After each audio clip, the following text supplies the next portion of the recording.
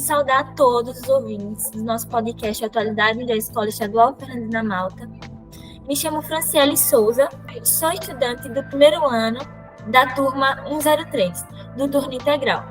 Essa ferramenta de comunicação foi proposta a partir da eletiva Podcasts Atualidades, ministrada pela professora Hélida Cássia. Todo mês debatemos temas diversificados dentro das ciências humanas. E no final de cada tema gravaremos um podcast no qual entrevistaremos pesquisadores e profissionais a partir dos questionamentos feitos pelos próprios estudantes matriculados na oferta eletiva.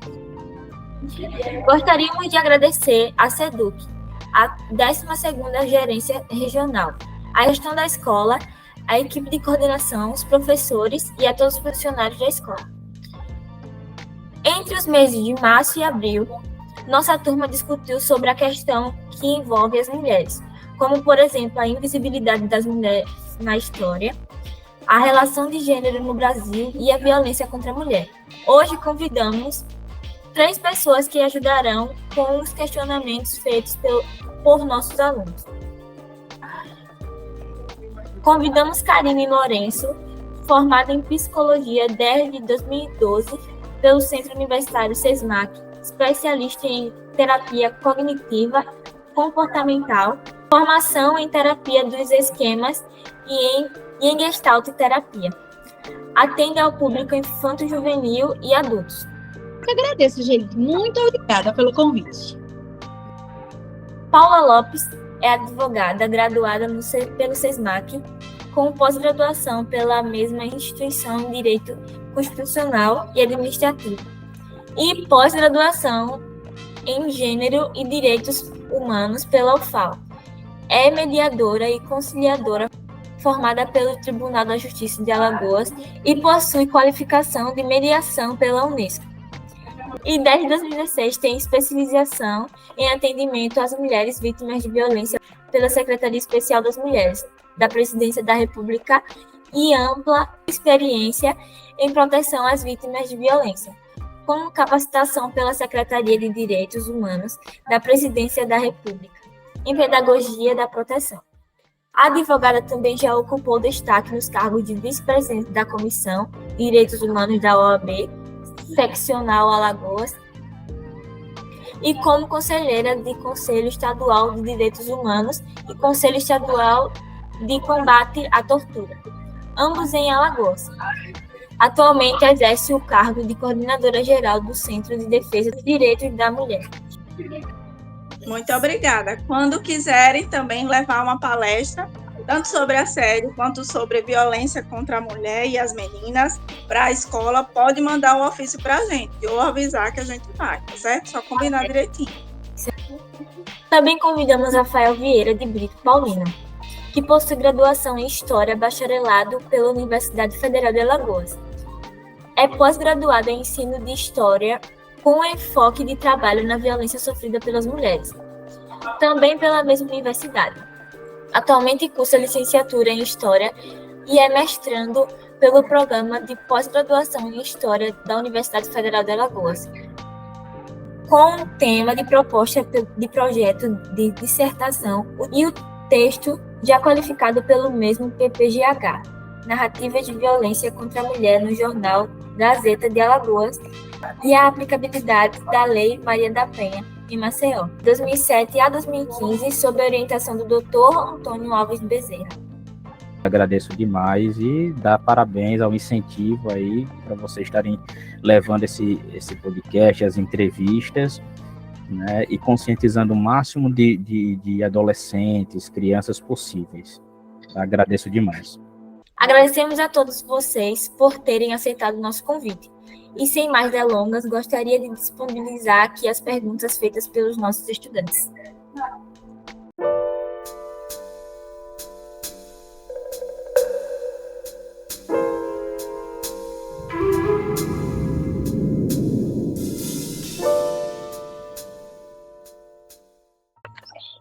Quais são as principais diferenças históricas entre mulheres negras e brancas? Olha, essa é uma pergunta que exige uma resposta um pouco mais extensa. Se eu estiver divagando ou falando a mais, Paulo, você pode me recolocar na pergunta, tá? Sim. Vamos lá. As diferenças históricas. As diferenças históricas começam, vou tratar de Brasil, vamos colocar lá desde as navegações. Então, quando eu quero dizer a diferença histórica, eu estou me colocando a pensar o que são mulheres negras para a história e o que são mulheres brancas para a história. Eu posso falar dessa diferença não só apenas pela pigmentação da pele, porque inclusive a pigmentação da pele vai dizer que essa mulher tem ou não um determinado status social. Então, nunca foi ou nunca será apenas pela cor da pele, mas é por conta de todo um simbolismo, de toda uma percepção dessas mulheres. Então, a mulher negra, né, que veio lá do continente africano, a miscigenação com os indígenas, fala que esses povos, dentro da construção do nosso país, da história do nosso país, são mulheres marginalizadas, são mulheres que não foram levadas em consideração de igualdade, são mulheres de periferias brutalizadas. Então, a principal diferença que eu posso colocar primeiro é no status social. O que representa ser uma mulher branca, o que representa ser uma mulher negra. Então, aí a gente pode pegar vários autores para discutir, principalmente sobre a questão da escravidão, que é uma questão pertinente, demasiadamente pertinente. Basta que hoje, inclusive, a gente, assistindo o jornal, veja que existem várias pessoas com trabalhos análogos à escravidão. Basta perceber, inclusive, os tipos de falas preconceituosas, racistas, muitas vezes, de muitos políticos advindos da região sul-sudeste, com os nordestinos. Então, não é uma coisa que ficou lá em 1888 e que agora, não é, a gente está passando por uma outra coisa. Então, para tentar reforçar o que eu estou falando, imagine que você, mulher, né, a professora Hélida, mulher, enquanto, como é que posso dizer, objeto central dessa explicação, desse panorama, ainda tinha uma outra coisa, não era apenas ser negra ou ser branca, era ser mulher.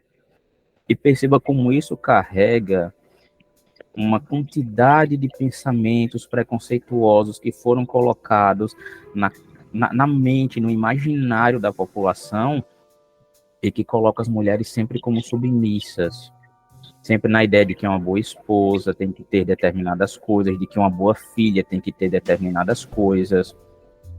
E os parâmetros para as mulheres são sempre muito menores em relação para com os homens. Os deveres, os direitos. Então, ser mulher já era difícil, muito difícil, sempre foi demasiadamente difícil. Agora imagine você ser uma mulher negra, que era basicamente ter todos esses preceitos que cercavam as mulheres durante toda a história do Brasil, e também em outros países, mas me colocando a falar apenas de Brasil. Agora imagine você ser uma mulher negra, uma mulher que era para ficar lá na senzala, uma mulher que era só voltada ao trabalho doméstico, que era uma mulher instrumentalizada para... Pode falar. Desculpa, tá. Mas que muitas das vezes era estuprada e abusada e usada como objeto. Mulher negra era... Enfim. Exato, você está certíssimo. Agora perceba como isso tudo foi sendo colocado dentro do imaginário da nossa sociedade. Então, por exemplo, na questão da violência, a gente vê muito claramente isso. Ora, eu posso trazer várias reportagens aqui, do Gazeta de Alagoas, inclusive, que é o principal jornal do nosso estado, de mulheres negras que foram para a justiça, de que buscaram denunciar desde a década de 70, 80, 90, vários abusos, e quando elas chegavam para denunciar, diziam que ela era negra. Quer dizer, ela não pode ser vítima de determinadas violências só pela conta da cor dela, só porque ela é negra, porque ela é mulata, porque ela tem miscigenação entre os povos indígenas que sejam, porque era uma mulher indígena também. Então, é um preconceito que beira algo muito próximo do que foi feito na Alemanha ali na Segunda Guerra, que era de segmentar completamente e dizer, aquele corpo ali, aquela cor, ele pode ser brutalizado. Então, qualquer tipo de política, por mais hedionda que seja, era naturalizada, era tornada normal. Então, as principais diferenças são: as mulheres brancas detinham do direito de viver, as mulheres negras restava a possibilidade de matar no caso de serem vítimas. Então, as mulheres brancas, quando aconteciam algo, e a gente tem principalmente ali na década de 70, 80, a mídia fortemente falando sobre casos, eu não gosto de falar essa palavra, mas casos grotescos de violências terríveis contra as mulheres, como o caso, por exemplo, da Ângela Diniz, que foi assassinada e que aí gerou uma certa comoção, mas ela era uma mulher da classe alta, ela era branca, ela tinha um status quo elevado. Agora, quantas mulheres negras não foram tão brutalizadas quanto a Ângela Diniz, mas o caso da Ângela Diniz veio à tona e foi um dos casos que impulsionou a criação, inclusive, da Lei Maria da Penha. Então, em tudo que a gente vem falando das diferenças históricas, você tem que pensar que existia uma construção cultural e social sobre o que é ser mulher. Existe também uma construção cultural e social do que é ser negro, do que é ser descendente dos povos africanos e indígenas. Agora, quando você junta isso, uma mulher negra, uma mulher indígena, então você coloca todos os sentidos de miséria. Eu coloco miséria assim como todas aquelas coisas de ruim, de penosas, que poderiam ser feitas a qualquer ser humano, é incutido a essas mulheres. Então, olha só como isso é forte. Você falou, inclusive, de um caso, né? Deu exemplo de mulheres estupradas. Tem um trabalho na UFAL, né, no Diretório de Dissertações, que fala justamente sobre as prostitutas aqui em Alagoas. E as coisas mais hediondas, mais brutais eram feitas justamente apenas nas mulheres negras que atendiam nos bordéis.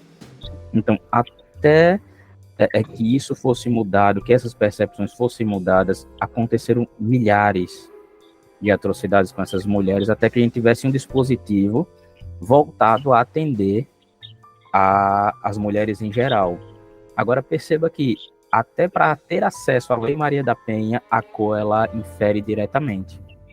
Porque a maioria das mulheres agredidas que são negras, muitas vezes não tem o nível de escolaridade exigido, ou melhor, exigido não, né? O nível de escolaridade possível para se ter um entendimento do que diz a lei e, portanto, buscar denunciar. Então, não é à toa.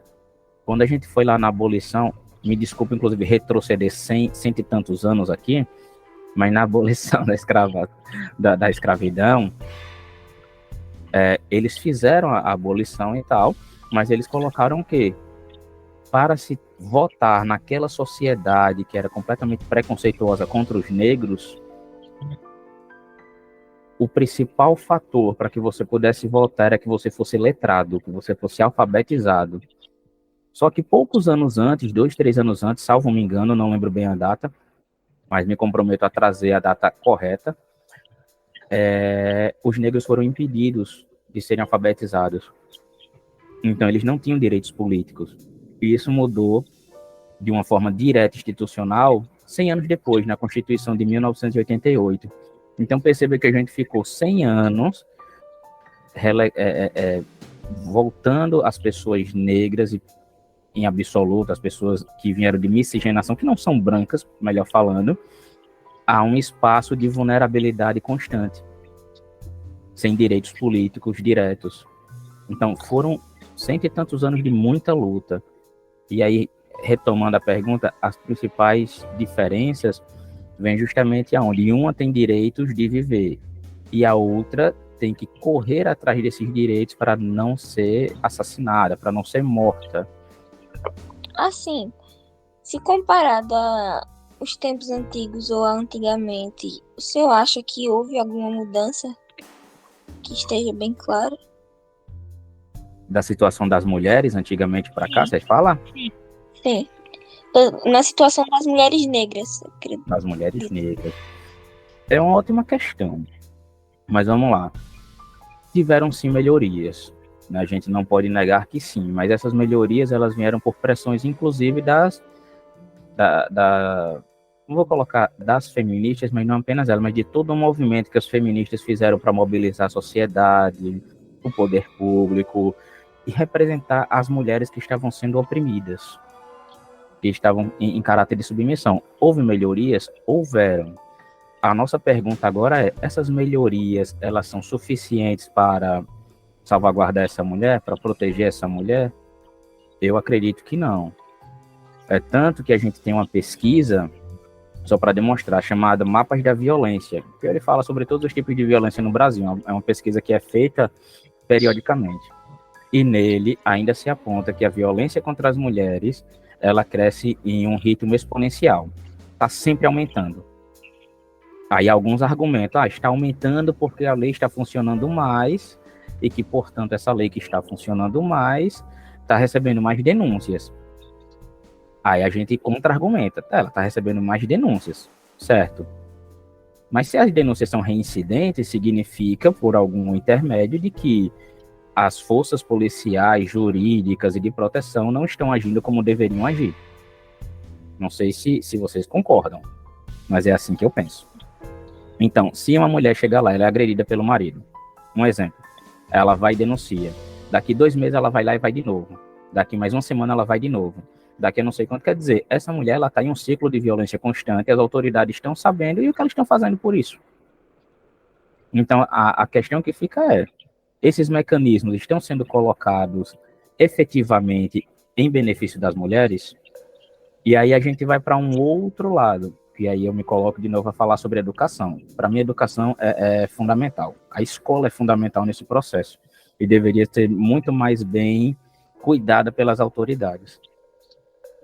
Basta que você vá nas escolas de periferia, nas escolas públicas, nas escolas estaduais e veja como aqueles alunos são tratados, como os professores são tratados, como o corpo de coordenação pedagógica é tratada em relação à própria escola. E aí você faz um comparativo muito claro com as escolas de ensino privado. Quer dizer, há uma educação, uma diferença grande, não apenas para o Enem é outra história, nem estou falando de Enem, mas em conscientização, compreende? Então, lá dentro vão ter muito mais, em uma escola privada, artifício para se debater várias outras coisas. E, às vezes, na escola do ensino público, não por culpa dos profissionais nem nada, mas de um sistema que venha precarizar.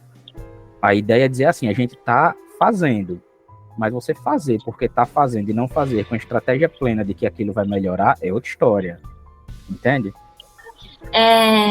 Como definir o assédio e como ele tem afetado as mulheres?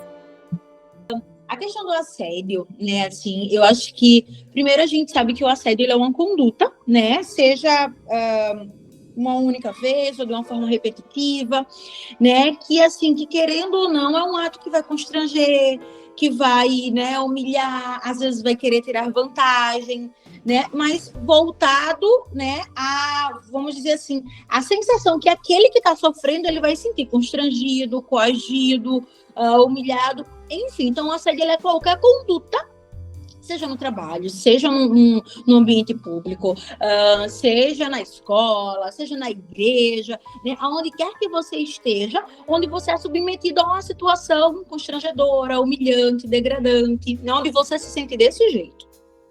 Mesmo que o outro ache que não tá tendo essa intenção, vamos dizer assim, mesmo não sendo não intencional, mas se tu se sente desse jeito, então é considerado assédio.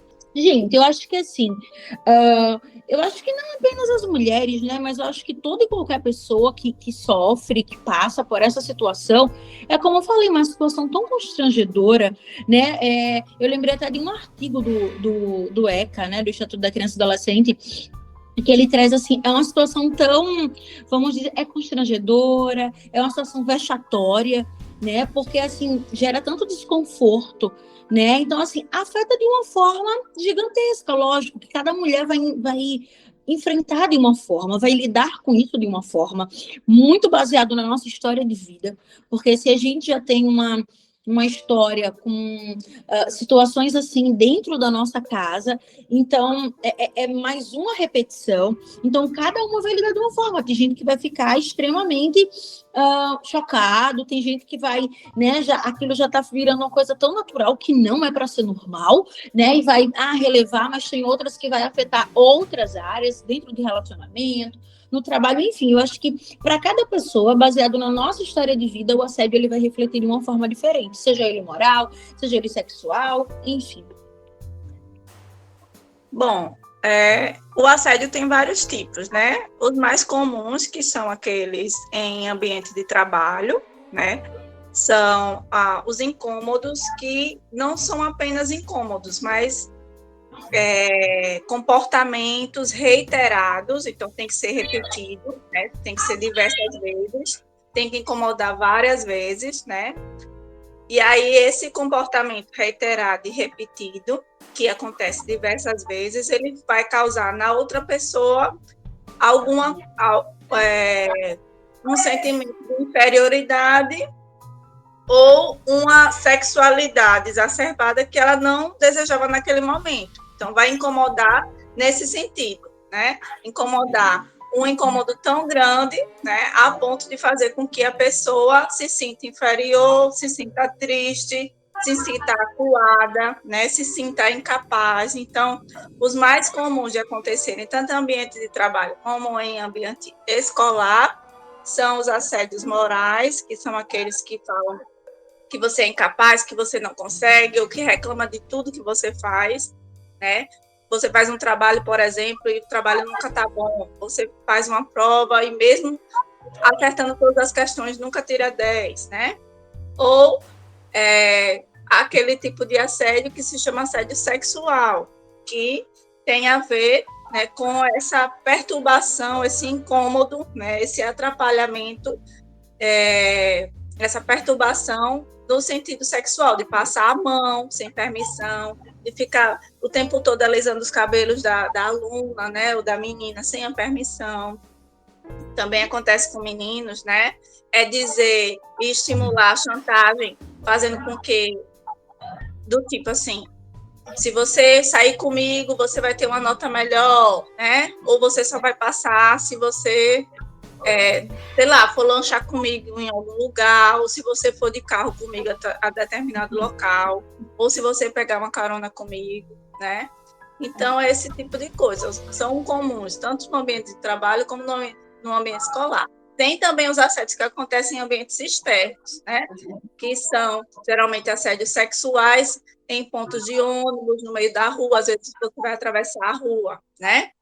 E tem um monte de homem na calçada, e aí eles vão assobiar, eles vão falar palavras de baixo calão, falar palavrões, né? Remeter você a uma determinada situação que você não queira, né? Em festas também, que é outro ambiente público, né? Que também é bastante comum, de passar a mão, né? Às vezes a menina está de vestido numa festa dançando, e alguém passa a mão embaixo do vestido. Tem também a situação de que a menina também pode, sei lá, ter bebido um pouco mais e aí começa a apertar e acolchar a menina, né? A dar beijo sem a permissão. Tudo isso é considerado assédio, né? Se evoluir para um beijo ou pegar nas partes íntimas, aí já é considerado estupro. Mas tudo isso está nesse rol de assédio, que começa com assobio, passando por palavras de baixo calão, né? Convites indesejados, chantagem emocional para que faça algo relacionado à questão não desejados, terminando aí numa situação mais grave, que seriam os crimes de estupro ou abuso, se a pessoa, né, que é a vítima, for menor de idade. Acho que é isso. Certo, agora vamos pular para outra pergunta. O que é a violência doméstica? A violência doméstica, ela já é um campo bem mais amplo, né? Assim, eu não vou conseguir falar com tanta propriedade, porque não é uma área que eu trabalho tanto. Mas dentro da violência doméstica, às vezes a gente agrega muito só a questão da violência física. E violência doméstica não é apenas isso. Dentro da violência doméstica, que é a violência, né, familiar dentro de casa, dentro de um ambiente que era para gerar segurança, porque a nossa casa precisava, né, precisa ser um ambiente que gere segurança, que gere proteção, que gere alegria, que gere leveza.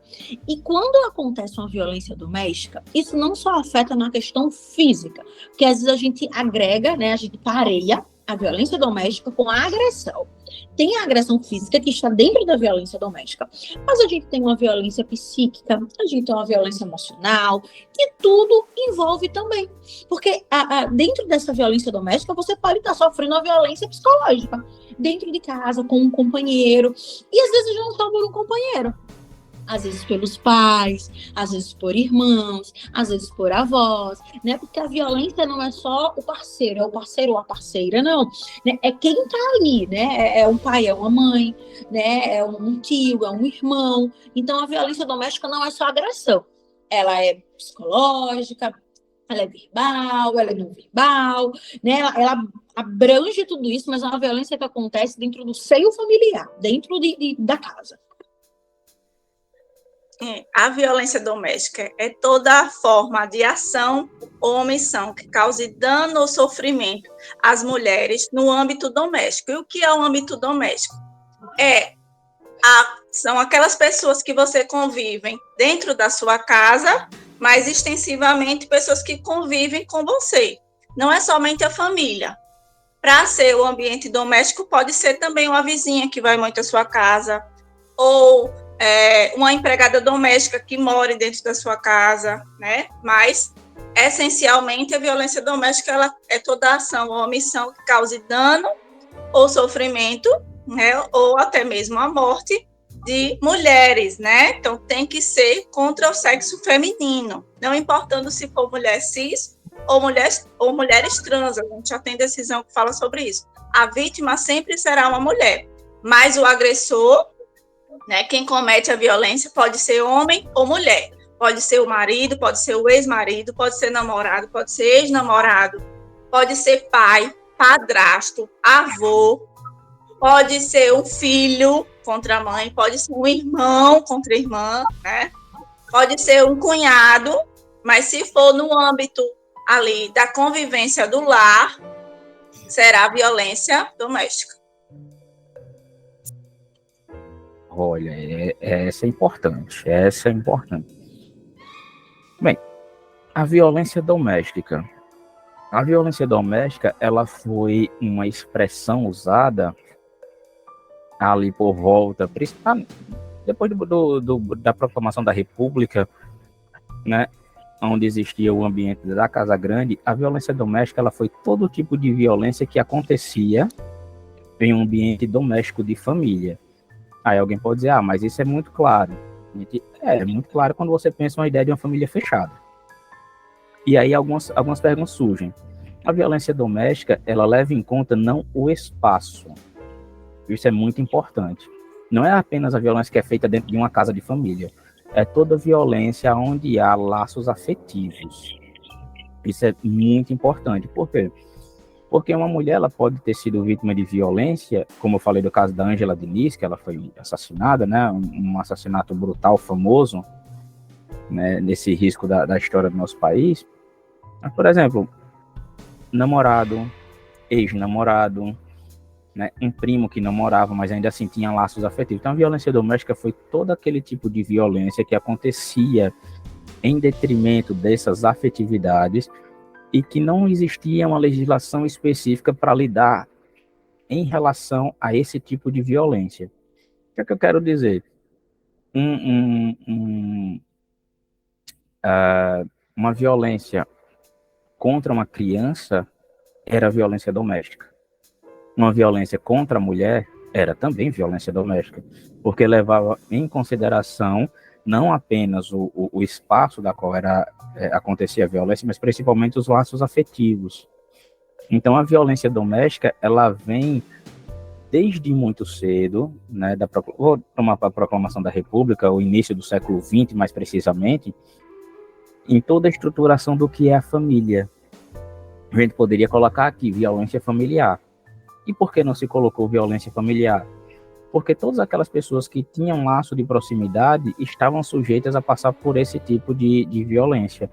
Então, as empregadas domésticas muito comuns, geralmente, para suscitar aquela pergunta que você me fez, a primeira, as mulheres negras, elas eram vítimas de violência doméstica, mesmo que não fosse na própria família dela, fosse da família do patrão, o que era muito, infelizmente, muito comum, porque muitas dessas mulheres, principalmente na primeira metade do século XX, foram estupradas pelos próprios patrões, e que foi algo que teve que ser paulatinamente desconstruído na nossa sociedade, que levou muito tempo.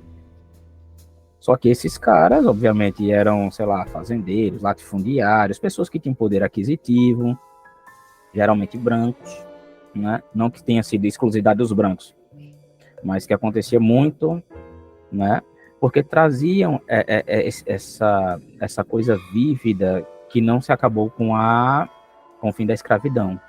Então, perceba que cada um desses pontos, eles são meio entrelaçados. Então, a violência doméstica, até um certo ponto, ela foi importante, porque ela dizia, houve uma violência ali, o ambiente ele era doméstico, de laços afetivos e não da casa, mas ele não dava conta. Percebe? Então, o que é a violência doméstica em si? Hoje em dia, a violência doméstica, ela tem legislações bem específicas. Então, você tem o ECA, o Estatuto da Criança e Adolescente, você tem a Lei Maria da Penha, você tem as diretrizes nacionais do feminicídio, e você tem o Código Penal quando ele vai falar sobre as agressões. Então, existe agora uma gama de legislações, uma gama de mecanismos para se tratar dessas violências. Então, existem, inclusive, formas específicas de você proteger e formas específicas de punir. Por que isso é importante para a gente debater historicamente? Porque, historicamente, a gente pode perceber, inclusive, quais foram os casos de violência doméstica, quais foram os casos de brutalização do corpo dessas mulheres que fizeram essas mulheres se reorganizarem e cobrar das instituições competentes, cobrar da justiça, dos políticos, um mecanismo de proteção. Então, isso levou muito sangue. Às vezes a gente está em sala de aula e fala que as coisas são conseguidas com lutas, mas não é uma luta direta, onde as mulheres vão para a rua e aí tem o pessoal lá brigando contra elas, não é isso. É que elas sofreram muito, elas resistiram muito, até que necessariamente algo fosse feito em benefício da segurança delas mesmas. E isso está muito dentro da ideia de violência doméstica. A violência doméstica, se a gente for colocar isso enquanto um conceito, e aí a gente for construir uma definição, a gente vai ver que a violência doméstica, ela carrega consigo todo o dogma, o símbolo e a estrutura da escravidão, da misoginia, do patriarcado, da masculinidade hegemônica, das relações de poder direta através da distribuição de renda, da pobreza que é incutida a 90% da população. Então, a violência doméstica, ela é um grande sintoma de um problema da sociedade como um todo. Você vê a violência doméstica quando você passa, inclusive, né, vê muito mais claramente quando você passa, inclusive, sobre bairros de periferia. Como é que está se colocando cuidado com as escolas, com os hospitais para atender as pessoas mais pobres? Entende? Não é que eles estão fazendo deliberadamente para que as pessoas se agridam, mas quando você tira todas as possibilidades de que aquela pessoa, aquela família, em alguma medida, ela tenha outras oportunidades para se viver e construir a sua vida, basicamente você está levando ela para o crime, para a marginalização, para se tornar o que eles chamam hoje de uma forma muito vexatória e muito, enfim, uma característica de pejorativa, de xingamento, de marginal. Isso é um dogma lá da escravidão. Porque o que é o marginal? O marginal é a pessoa que mora às margens de algo, de um centro, vamos dizer, de comércio. Hoje em dia, o marginal é aquele cara que rouba o telefone, que mata não sei quem, que é o preto de não sei aonde, porque é isso que se perpassa dentro, inclusive, das nossas mídias. O marginal não é mais a pessoa que mora perto de um centro comercial ou que mora às margens de uma cidade, porque ele não tem poder aquisitivo para morar perto do centro. Ele é o que a gente chama hoje de trombadinha, e, enfim, e todas as outras expressões de baixo calão. Isso é um problema, né? É um sintoma de um problema maior, que inclusive a violência doméstica faz parte. Vamos para outra pergunta. Muitas mulheres acreditam que seus agressores irão mudar. Isso faz sentido? É possível acreditar na recuperação dos agressores? Olha, essa pergunta, quando eu li, ela é bem polêmica.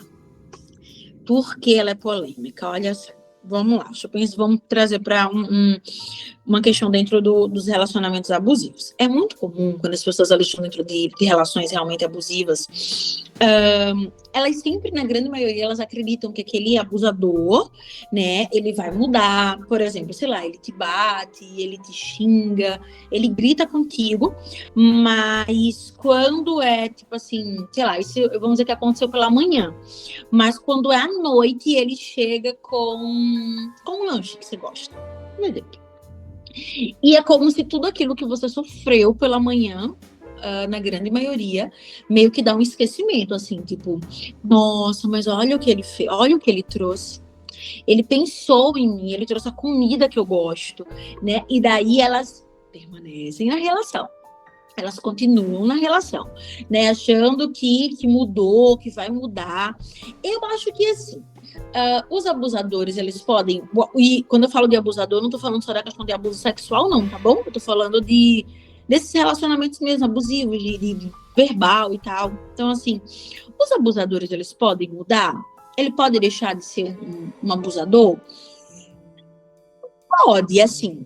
É muito trabalhar, é muita terapia, né, para ele sair desse papel, porque esse papel ele aprendeu, né, durante a vida. Isso tem a ver, aí eu entro dentro da minha abordagem, tem a ver com os esquemas dele, tem a ver com né, como ele foi modelado, como ele foi ensinado, a forma que ele enfrentou a vida.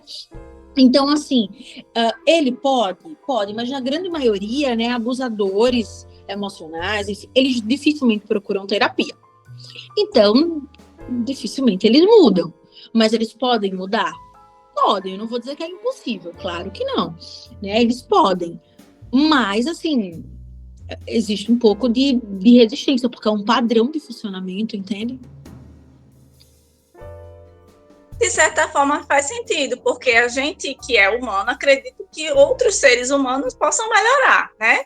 A gente sempre acredita na reabilitação, na melhoria do agressor, porque somos humanos e acreditamos que outros seres humanos podem melhorar, principalmente quando essas pessoas que são os agressores são pessoas do nosso convívio, da nossa família, né? Nossos pais, nossos irmãos, nossos filhos. Então, além da gente acreditar que eles vão melhorar, a gente quer muito que eles melhorem. A grande maioria das mulheres que são vítimas de violência, elas não querem se separar dos seus agressores, elas não querem que eles sejam presos, elas só querem viver em paz. Então, o que elas mais querem desses homens agressores ou mulheres, mas a grande maioria homens, é que eles melhorem, é que eles sejam menos violentos, é que eles sejam mais gentis, né? É que se conviva na paz. Por isso que há uma grande quantidade de mulheres que ainda convivem com os agressores, porque... E aí, em todos os espaços, a gente vai ver isso, principalmente na questão religiosa, porque na igreja, vamos se dizer que a mulher virtuosa, ela é dificular, então ela tem que se ajoelhar e pedir muito a Deus para que o agressor melhore e não se separar, né? E aí continua o sofrimento, fica dentro da violência, os filhos ficam presenciando aquilo até crescer. Se a gente for para a questão cultural, a mesma coisa, porque culturalmente a mulher separada ou a mulher desquitada, como diziam antigamente, é uma mulher mal vista pela sociedade, né? Então isso também conta. E Acho que é isso. E também, do ponto de vista psicológico, há uma situação de dependência, né?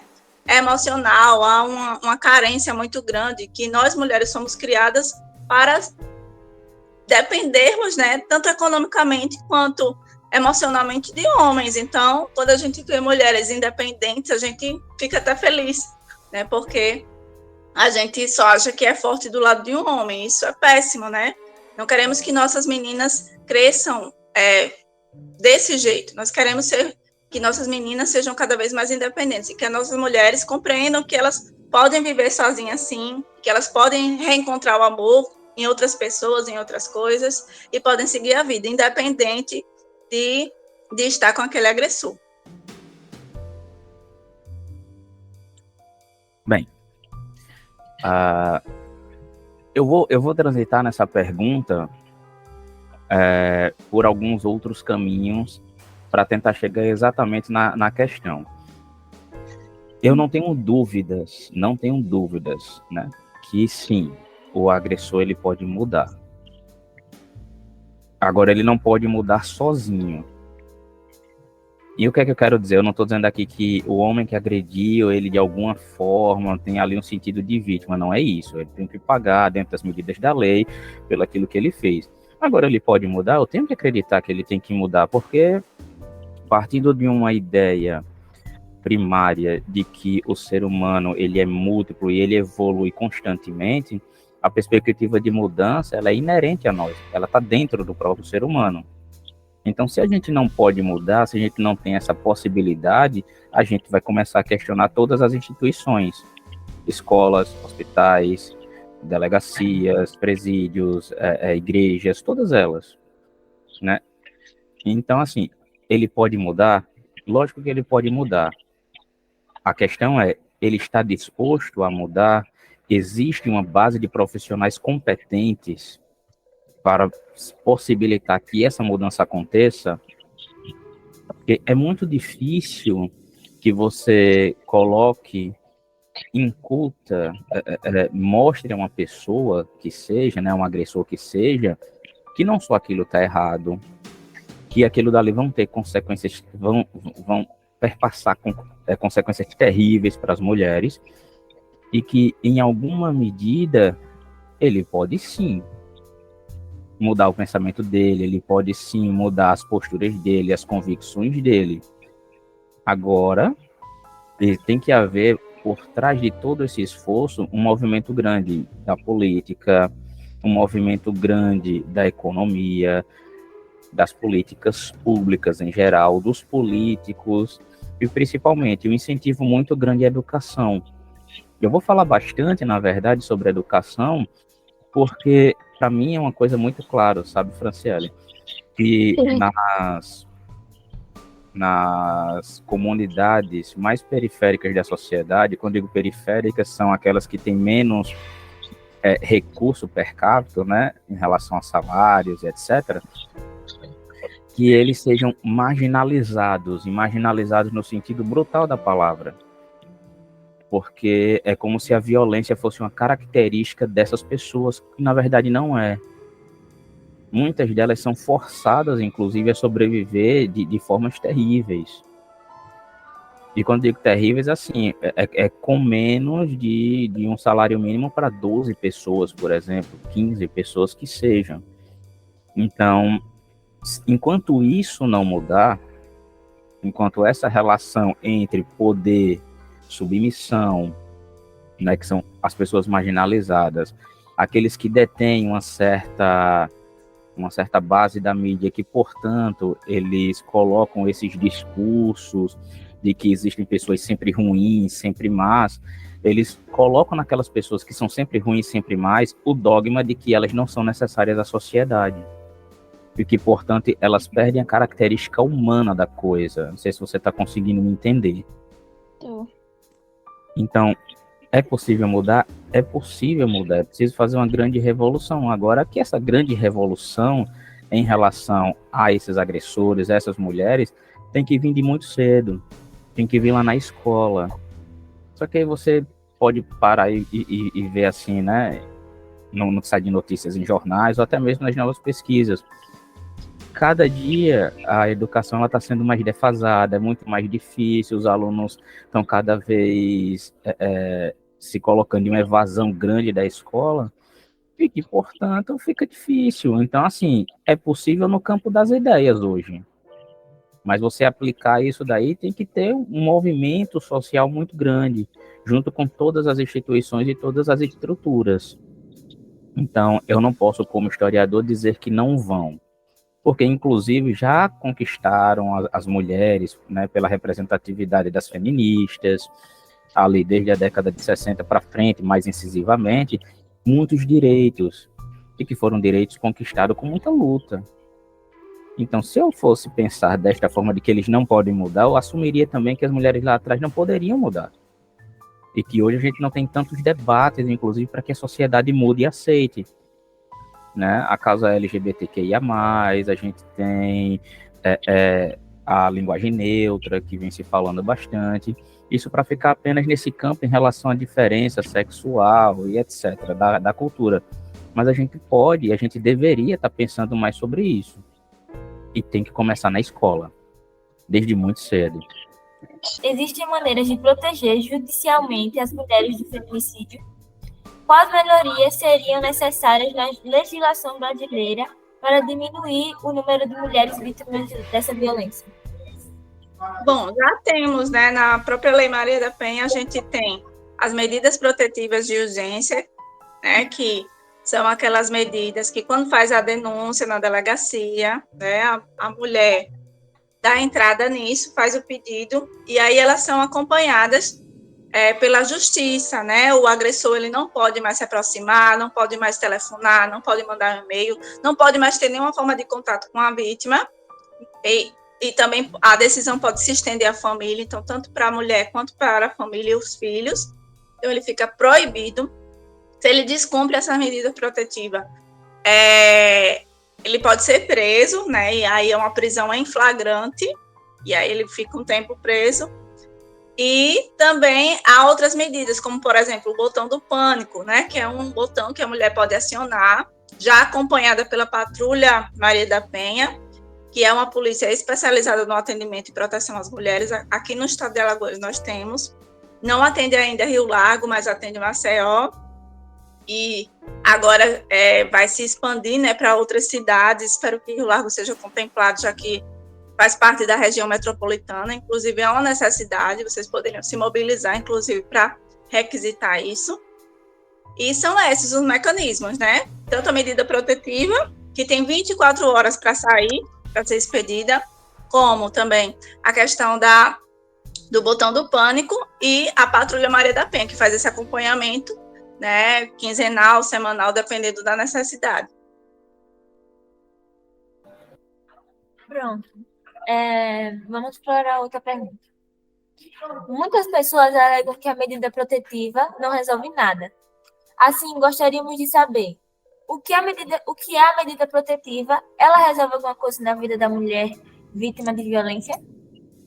Resolve. E eu fico muito triste quando as pessoas falam isso, porque são pessoas que geralmente não têm o conhecimento, né, do que é. A medida protetiva, ela existe justamente por conta da Lei Maria da Penha. Antes não havia essa medida, né? Então, o agressor, não havia a Lei Maria da Penha para trazer isso para a gente. Então, o agressor, ele agredia a mulher e na delegacia ou na audiência ele pagava uma cesta básica e estava tudo bem. E outra coisa, antes da medida protetiva existir, o agressor, quando a mulher ia na delegacia, muitas vezes ela saía da delegacia e já era morta, né?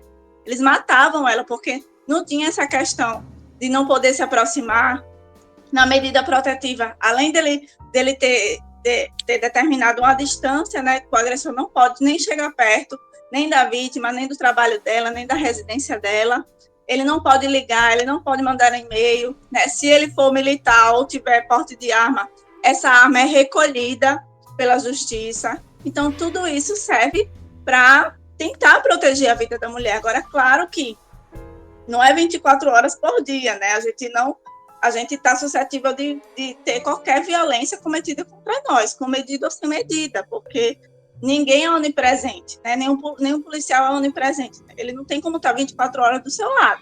Mas, com certeza, essa medida protetiva, ela amedronta o agressor, ela faz com que as mulheres se sintam mais protegidas, com que elas tenham esse mecanismo de, por exemplo, chamar a Patrulha Maria da Penha, caso o agressor apareça ou ligue, né, e ele seja preso em flagrante, acionar a justiça, né, e ter esse aparato, esse apoio, né, essa polícia aí acompanhando ela, orientando ela, fazendo com que ela se sinta mais protegida. Então, a medida protetiva, ela é o principal mecanismo que nós temos hoje para fazer com que as mulheres se sintam mais protegidas. Há falhas, ainda há falhas, mas antes dela era muito pior. Então, hoje, uma mulher se sente mais protegida com a medida do que antes dela. Então, não tem que criticar, a gente tem que aperfeiçoar o que nós já temos, que foi conquistado com muita luta. Maria da Penha passou 20 anos lutando na justiça para que o agressor dela fosse punido. Então,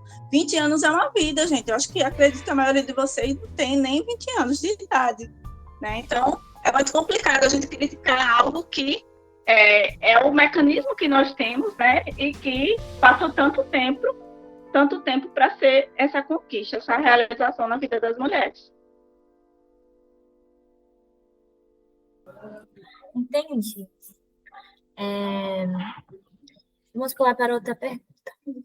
O que é a violência psicológica? Como ajudar as mulheres que têm sido vítimas desse tipo de violência? Olha, a primeira coisa que a gente precisa fazer com qualquer mulher que esteja sofrendo qualquer tipo de violência é acolher. É acolher. Não tem como a gente cuidar sem acolher primeiro. A gente acolhe, né? Porque assim, imagina alguém que está numa relação muito, sei lá, muito séria, com muito sofrimento, com violência e tudo, e a gente, na grande maioria, as pessoas falam assim, você tem que deixar esse cara, olha o que esse cara tá fazendo contigo, tu tem que abandonar ele. Gente, é tão difícil ela sair dessa relação. Você acha que se ela não quisesse ou pudesse, ela já não teria saído? Claro que ela já teria saído, claro que ela já teria ido embora, mas é difícil para ela sair dessa relação, até porque esse abusador, né, ele vai, né, humilhá-la, constrangê-la, mas depois ele vai trazer alguma coisinha bacaninha para ela, que aquilo vai ser amor, e que na verdade não é. Mas a primeira coisa é acolher, né, acolher, ouvir, cuidar, né, para depois, né, gerar realmente essa força nela, para ela tentar deixar esse abusador. Mas assim, se você é ciente de alguém que está sofrendo uma violência, né? O cara bate, espanca. Eu acho que isso é uma função nossa como sociedade de denunciar. Independente, eu acho que isso é uma função nossa. A gente precisa, porque essa historinha de, né, como é que é? Entre briga de marido e mulher, não se mete a colher e tal. Mas, assim, tem momentos em que a gente precisa meter, né? Que a gente precisa falar, denunciar para que não aconteça tantas outras situações, como a gente escuta aí, né, para que não aconteça o pior. Mas, inicialmente, é acolher, ouvir essa mulher que está sendo uma vítima, isso deixar bem claro, ela está sendo vítima, ela não é culpada da situação, ela é vítima da situação, né, para depois realmente tomar as próximas, vamos dizer assim, as próximas ações, as próximas atitudes. Mas o primeiro passo se chama acolhimento, é acolher, não tem outra palavra, é acolher, né? Não tem outro verbo, né? Que acolher é verbo, então todo verbo ele tem ação, então é acolher, ter essa ação de acolhimento mesmo. Além desse ditado popular que a senhora citou, também tem aquela que quase todo mundo fala, que é ela tá apanhando porque ela quer, ela tá nisso porque ela quer, ela que é errada, que se ela tivesse saído perto dele, ela tinha saído. Só que eu sei que não é fácil para a mulher desprender. Ele vai, chega em casa, faz tudo de ruim, bate nela, espanca ela, quebra tudo dentro de casa, aí ele sai e volta assim, oi meu amor, tudo bem? Aí, e isso vai numa visão que é sufocante da mulher sair, ela não consegue desprender daquilo. É fácil, tem a famosa palavra, é fácil falar, mas Difícil é quem está vivendo, no caso. Com certeza. É muito difícil, gente, sair de uma relação abusiva ou até de qualquer outra relação, porque você tem um vínculo ali. Não é fácil, não é fácil deixar. Não é fácil deixar o abusador, não é fácil deixar esse cara que vai estar ali, né, maltratando. Não é, por mais que muita gente tenha essa fala que é totalmente errada, né? Ah, tá ali porque quer. Gente, não é porque quer.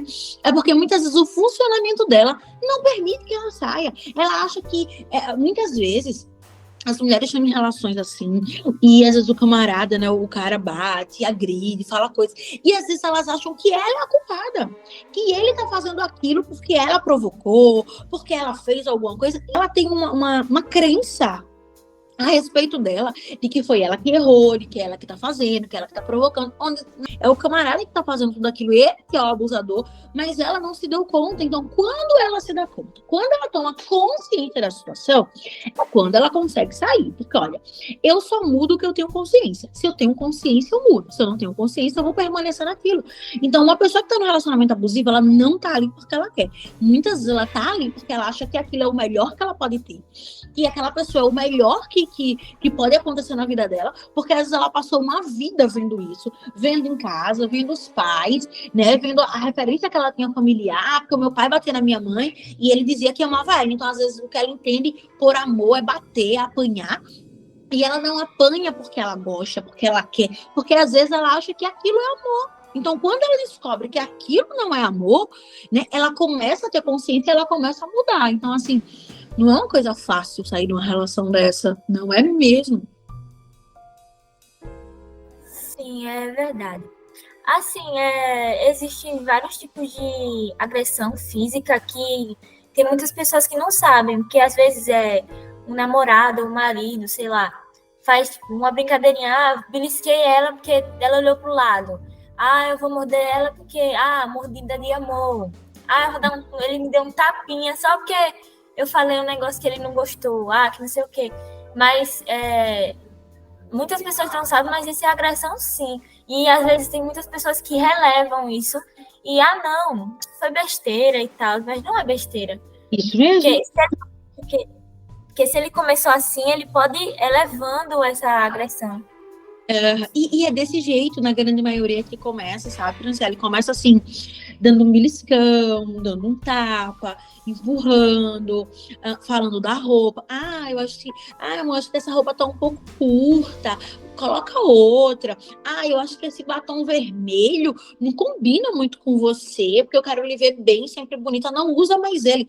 Começa desse jeito e com falas assim, meio gentis, mas ali ele já colocando, dizendo o que é que ele quer, como ele quer. E isso vai crescendo, isso vai aumentando.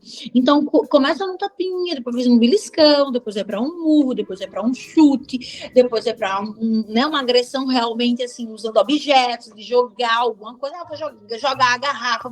Então, assim, isso vai aumentando. Não é no primeiro encontro que o camarada vai te encontrar e bater em você, não. Ele vai gradativamente, ele vai assim, subindo o nível, né? É uma coisinha assim, vai ficando, vai crescendo, né? Até que realmente fica algo grande.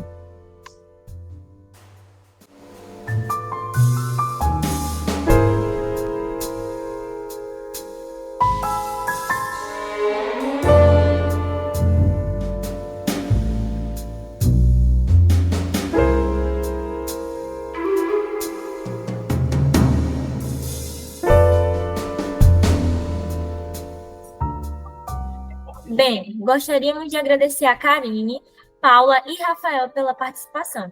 Com certeza, seus comentários ajudarão as pessoas que têm dúvidas sobre o tema. Agradecemos também a você que nos ouviu até aqui.